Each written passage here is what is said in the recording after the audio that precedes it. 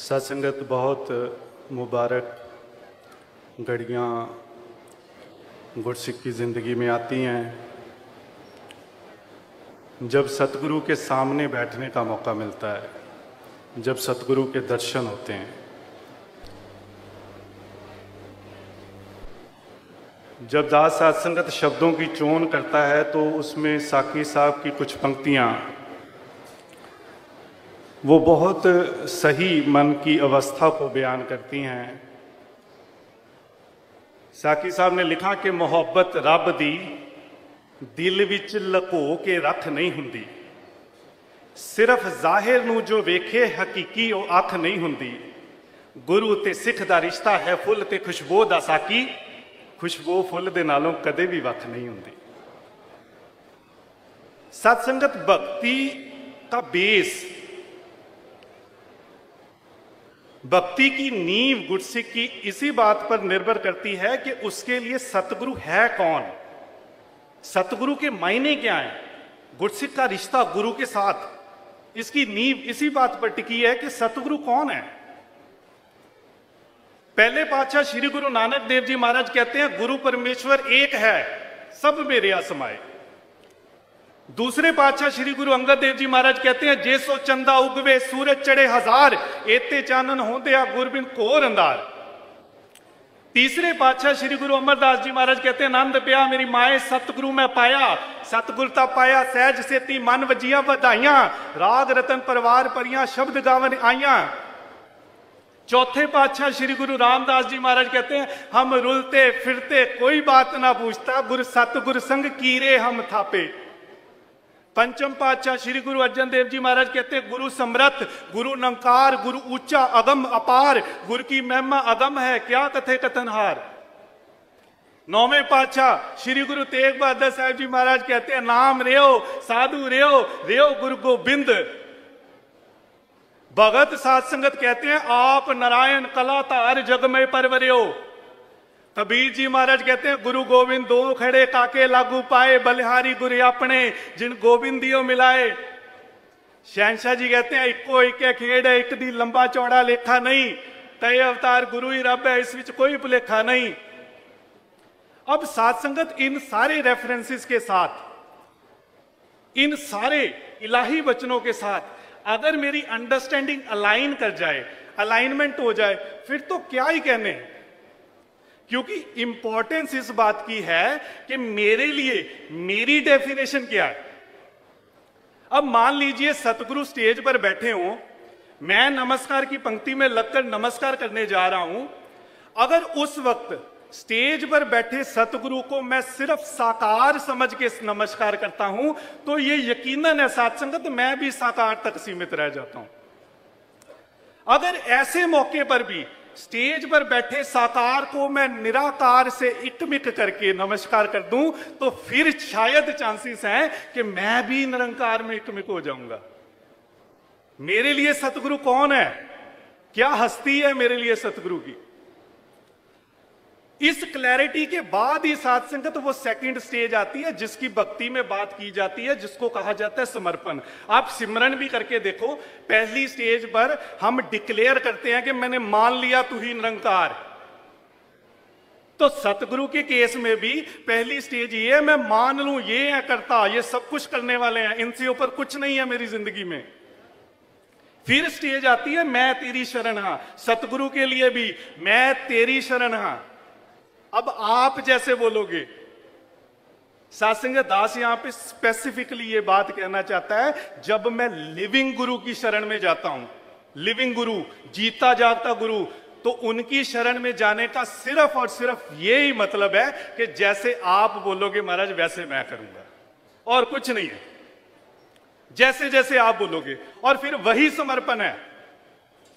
मुश्किल बात यह है साध संगत, समर्पण कभी भी अकल की खिड़की में से नहीं निकलता।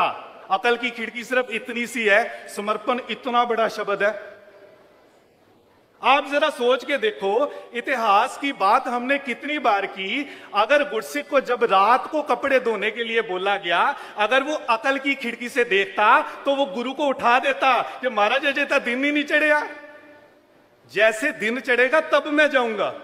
उन्होंने अकल की खिड़की बंद की। फिर उन्होंने कहा महाराज मेरे लिए दिन भी आप चढ़ाते हो, रात भी आप चढ़ाते हो, आपने बोला तो अभी दिन है। तीसरे पातशाह श्री गुरु अमरदास जी महाराज के दोनों जवाई साध संगत बहुत सेवादार थे, बहुत सेवा करते थे। भाई रामा, भाई जेठा, दोनों को पातशाह ने थड़े बनाने के लिए बोला। दोनों के 3 बार रिजेक्ट कर दिए गए, नहीं अच्छे बने। लेकिन साध संगत जब भाई रामे ने अकल की खिड़की में से देखा तो उसने बोल दिया, प्रभु क्या नहीं अच्छा बना, बताओ तो सही। बनाते हैं आप, कह देते हो अच्छा नहीं बना, फिर गिरा देते हैं, फिर बनाते हैं, फिर आपको पसंद नहीं आता। अकल की खिड़की साध संगत बंद की भाई जेठे ने। उन्होंने फिर हाथ जोड़कर बोला, प्रभु हम आपके काबिल थड़ा बना कैसे सकते हैं, हमारी तो औकात ही नहीं है, मेरे तो वश में ही नहीं है। फिर साध संगत समर्पण होता है। फिर आती है बात जब मैं समर्पण कर देता हूं, समर्पित हो जाता हूं, फिर साध संगत वो लियाकत वहां पर काम नहीं करती कि ऐसा क्यों हो रहा है। फिर वो जो सवाल जवाब मन में आते हैं, दास साध संगत ये बात भी स्पष्ट समझ में आ जाती है कि अगर गुरु के प्रति भी या किसी और तरीके से मेरे मन में कोई सवाल आ रहा है ना, तो साध संगत मैं भक्ति के बेसिक्स पर भी खरा नहीं उतरा। भक्ति का बेसिस ही, भक्ति के बेसिस ही ये है अकल का दरवाजा बंद करना। फिर अकल आ कहां से गई? इस्लाम में बहुत सुंदर समझाया जाता है। कहते हैं मान लो, आप भी मानो, इमेजिन करो, एक दिन आप सुबह उठे, आपने उठ के अपने घर का दरवाजा खोला, आपने देखा जितने लोग चल रहे हैं वो सर नीचे और पैर ऊपर करके चल रहे हैं। कहते हैं अगर ये देखकर आपके मन में ये आ गया ना, हो ये क्या हो गया, कहते हैं मतलब आपको गुरु पर विश्वास नहीं है।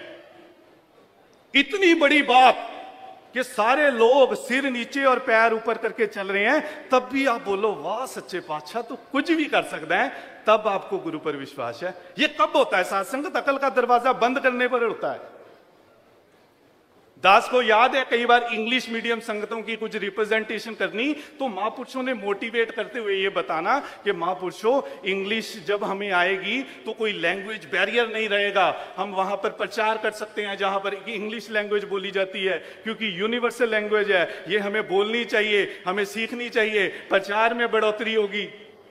एक दिन साध संगत एक बुजुर्ग महापुरुषों को समय दिया गया, वो कहते हैं महापुरुषों मैं बड़ा हैरान होता हूं जब इंग्लिश मीडियम संगत के लिए ये बातें बोली जाती हैं। उन्होंने कहा महाराज मुझे सिर्फ इंग्लिश मीडियम संगत इसलिए करनी है क्योंकि मेरे गुरु ने बोला है, कल को ये फारसी में संगत करने के लिए बोल दें मैं वो भी करूंगा।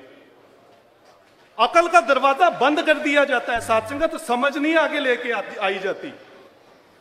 लेकिन फिर भी जब कभी साध संगत अकल बहुत ऊपर आ जाए ना, अकल एक बहुत विशाल रूप धारण कर ले, फिर साध संगत वो सख्त शब्दों का इस्तेमाल होता है। दास को याद है, आप सबने भी सुना, पूज्य राजपिता जी ने एक बार हमारा ध्यान उस ओर भी दिलाया जब इन्होंने कहा, वो पंक्ति पढ़ी, कबीर कुकर राम को। अकल का दरवाजा देखो कैसे बंद होता है। अकल रखने वाला कभी ये नहीं कह सकता मैं कुत्ता हूं। मैं कबीर जी महाराज कह रहे हैं, कबीर कुकर राम को मुतिया मेहो नाव, गले हमारे जेवरी जे खिंचवे ते जाऊं।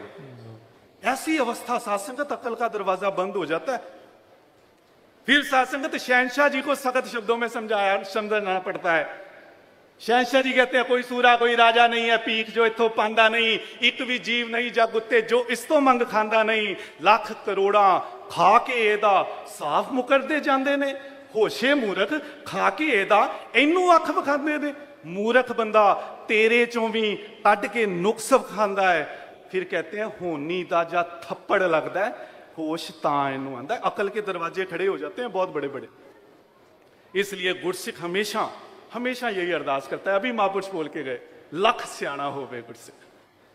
आप सोचो साध संगत ये पंक्ति की वो एसेंस समझते हैं। मैं हो गया लख स्याणा, मेरे अंदर बहुत समझ आ गई, मैंने बहुत लियाकतें हासिल कर ली, मैंने बहुत पढ़ाई की, लेकिन जब मैंने गुरु की तरफ देखा ना, जिन्होंने मुझे सब कुछ दिया है, तब मैंने कहा कि पर आपे नू मूड गिने।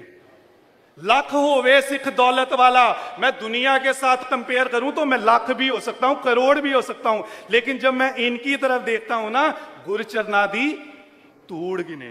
ये है साध संगत। इसलिए गुरसिख ये मांग करता है। अरदास यही है साध संगत। शहनशाह जी ने वो बहुत सुंदर साध संगत शब्द लिखा।